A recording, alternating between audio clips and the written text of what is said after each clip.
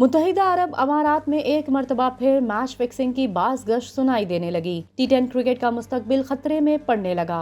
ICC को गुज़िश्ता events के दौरान एक से ज़ायद मरतबा मशकूक सरगर्मियों की रिपोर्ट्स मौसूल हुई। दूसरी जानिब T10 स्पोर्ट्स मैनेजमेंट ने इवेंट में किसी भी किस्म की बदउनवानी और गैर कानूनी सरगर्मियों के रूनुमा होने की खबरों को सरासर गलत करार दे दिया। डेली मेल ने 7 जनवरी को इत्तला दी कि ICC के इंसदादे बदउनवानी यूनिट ACCU को अबू धाबी ने T10 के हालिया एडिशन में बदउनवानी के हवाले से मुतादिद रिपोर्ट्स मौसूल हुई हैं, जो 23 नवंबर से 4 दिसंबर सन 2021 तक हुआ था। T10 स्पोर्ट्स मैनेजमेंट ने एक बयान में इन इल्जामात की तरदीद की है। उन्होंने कहा, एक जिम्मेदार इवेंट के तौर पर हम एक आला मयार की बैनुल अक़वामी स्टेडियम में टूर्नामेंट की मेज़बानी करते हैं। हम दुनिया के बेहतरीन खिलाड़ियों को अपनी तरफ मतवज्जा करते हैं, जबकि मुकामी टैलेंट को भी फ़रोग़ देते हैं और बैनुल अक़वामी सतह पर ICC और ACC के मैच ऑफिशल्स और रेफरीज को मुलाजिमत देते हैं। हम बदउनवानी के किसी भी इल्जामात के इंतजाम और तहकीकात के लिए ICC से मुआहिदा करते हैं, जो फिर इनके दायरा कार में आते हैं।